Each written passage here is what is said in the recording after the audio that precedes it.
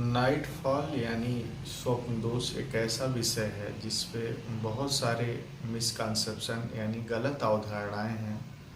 पहली बात तो इसके नाम में ही स्वप्न दोष यानी ऐसा कोई ये दोष नहीं है, ना कि कोई बीमारी है जो जिसकी बहुत सारी पॉपुलेशन इससे सफ़र कर रही है।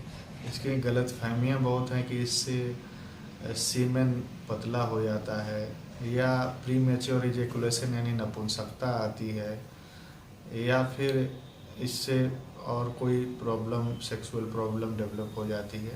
तो ये सारी बहुत सारी गलत अवधारणाएं समाज में हैं। तो मैं डॉक्टर विवेक आनंद सिंह, नमस्कार। मैं सिद्धि होम्योपैथिक क्लिनिक ओनर। मैं आप सबका अपने यूट्यूब चैनल पर बहुत बहुत स्वागत करता हूं। अगर आप मेरे यूट्यूब चैनल पर नए हैं तो मेरे यूट्यूब चैनल को सब्सक्राइब करें, लाइक और शेयर करें, जिससे सही जानकारी लोगों तक पहुंचे और लोग हेल्दी रहें, स्वस्थ रहें। तो चलिए जानते हैं कि नाइट फॉल यानी स्वप्न दोष होता क्या है। स्वप्न दोष जो है, जब पुरुष या महिला, स्पेशली पुरुष सोते समय उसे पता ही ना चले और उसका सीमेन इजैकुलेट हो जाए यानी डिस्चार्ज हो जाए सोते में ही, तो इसे नाइट फॉल कहते हैं। ये एक सामान्य घटना है, नॉर्मल एक्टिविटीज़ है बॉडी की, ये कोई असामान्य घटना नहीं है। नाइट फॉल लोगों में, स्पेशली टीनेजर्स में, ये बहुत फ्रिक्वेंटली होता है क्योंकि उस समय हार्मोनल चेंजेस बॉडी में होते हैं। नए नए जो सेक्सुअल एक्सपोजर होता है, तो इससे जो है नेचुरली नाइट फॉल की समस्या होती है। तो अब यह क्वेश्चन होता है कि क्या यह नेचुरल है? जी हाँ, यह नेचुरल होता है। ये जो है टीनेजर्स में या यंग एडल्ट में ऐसी प्रॉब्लम आती है। तो क्या ये अप्राकृतिक यानी अननेचुरल भी होता है? जी हाँ, कुछ पैथोलॉजिकल कंडीशन बॉडी में अगर होती है तो यह अननेचुरल भी माना जाता है। इसमें पहला कारण जो हो सकता है, जो प्रोस्टेट में स्वेलिंग की वजह से अगर नाइट फॉल की समस्या आती है तो इसे अननेचुरल मानते हैं। अगर पेशाब में जो है बदबू आती है तो उसमें समझा जाता है कोई न कोई इन्फेक्शन है और इसकी वजह से अगर नाइट फॉल हो रहा है तो इसे हम अप्राकृतिक मानते हैं।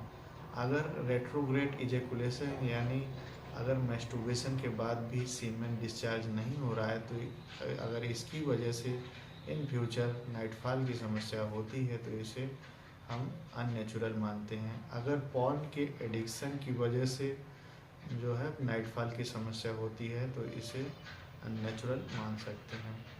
तो अब हम जानते हैं कि इसकी फ्रीक्वेंसी क्या होती है, यानी ये कितनी बार माना जाए कि ये सामान्य है।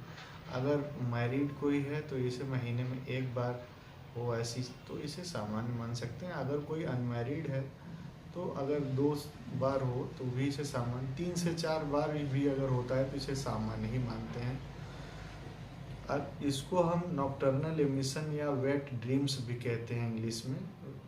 नॉकटर्नल एमिशन मतलब रात में निकलता है सीमेन, इस वजह से इसे नॉकटर्नल एमिशन कहते हैं।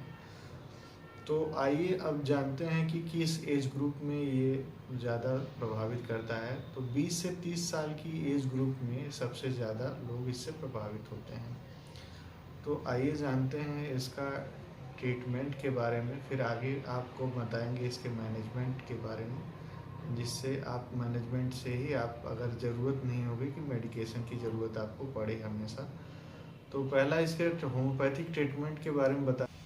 ऑरमनेट और वायोला ट्राइकुलर 30 दवाएं, ये 2 दवाएं उन पेशेंटों में बहुत अच्छा काम करती हैं जिनको गंदे सपने आते हैं, इस वजह से उनको नाइट फॉल की दिक्कत होती है।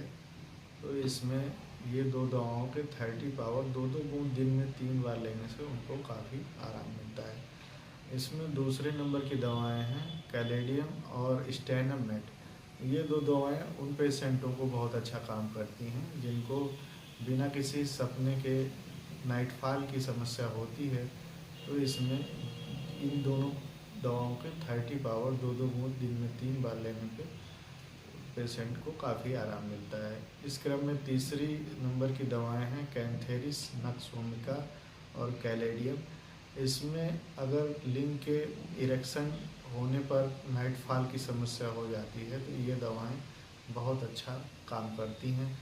इसमें चौथी नंबर की दवाएं हैं कोनियम और जो है कोनियम और डायस्कोरिया 30 पावर उन पेशेंटों में बहुत अच्छा काम करती है जिनमें कोई लिंग के बिना इरेक्शन की से ही नाइटफॉल की समस्या हो जाती है, तो इसमें ये दवाएं दोनों काम करती हैं। और 3 ऐसी होम्योपैथिक दवाएं जो बहुत ही अच्छा नाइटफॉल की समस्या में काम करती हैं। इसमें कैलकेरिया कार्ब, सेलेनियम नेट और फास्फोरिक एसिड। ये तीनों दवाओं में बहुत ही सपने आते हैं, बहुत ही गंदे ड्रीम आते हैं इसकी वजह से, या फिर बहुत ज़्यादा कमजोरी आती है, तो ये तीनों दवाएं बहुत ही अच्छा इसमें काम करती हैं। तो अब आते हैं, अब इसके नाइटफॉल में कुछ हम मैनेजमेंट अपने लाइफ स्टाइल में परिवर्तन करके भी नाइटफॉल से छुटकारा पा सकते हैं।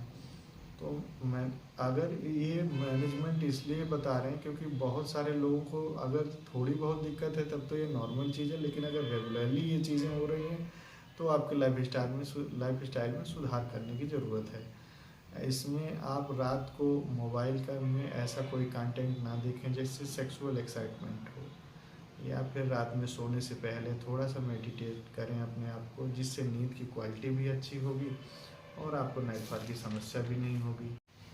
ऑयली फूड से बचें जिसकी वजह से भी नाइटफॉल की समस्या होती है, तो ऑयली फूड कम से कम खाएं। और इसमें जो है आपके सोने के पोस्चर भी बहुत बड़ा प्ले रोल करता है कि नाइटफॉल की समस्या, अगर आप सीधे सोते हैं तो नाइटफॉल की समस्या बहुत हद तक नहीं होती है। अगर आप पेट के बल यानी उल्टा लेटते हैं तो नाइटफॉल की समस्या होती है। अगर कई बार ऐसा भी देखा गया है कि अगर सोने से पहले आप यूरिन नहीं जाते हैं तो आप इससे वजह से भी आपको नाइटफॉल की समस्या का सामना करना पड़ता है। तो ये सारे मैनेजमेंट हैं जिसको आप प्रॉपर फॉलो करें तो नाइटफॉल की समस्या बहुत हद तक आप छुटकारा पा सकते हैं। और इसको प्रॉपर एजुकेशन भी इसमें बहुत बड़ा रोल करता है। सेक्स एजुकेशन के बारे में लोगों को अवेयरनेस नहीं होती है जिससे लोग परेशान होते हैं, क्योंकि ये नाइटफॉल की समस्या 8% लोगों में सेक्सुअल ड्रीम आते हैं और 4% लोगों में कहीं न कहीं नाइटफॉल की समस्या होती है। तो इससे घबराना नहीं है, बिल्कुल लोगों को इसको जानकारी देना है। तो इस वीडियो को आप जितना हो सके शेयर करें, लाइक करें, सब्सक्राइब करें, जिसकी वजह से लोगों को सारी जानकारी मिल सके। तो हेल्दी रहें, स्वस्थ रहें। नमस्कार।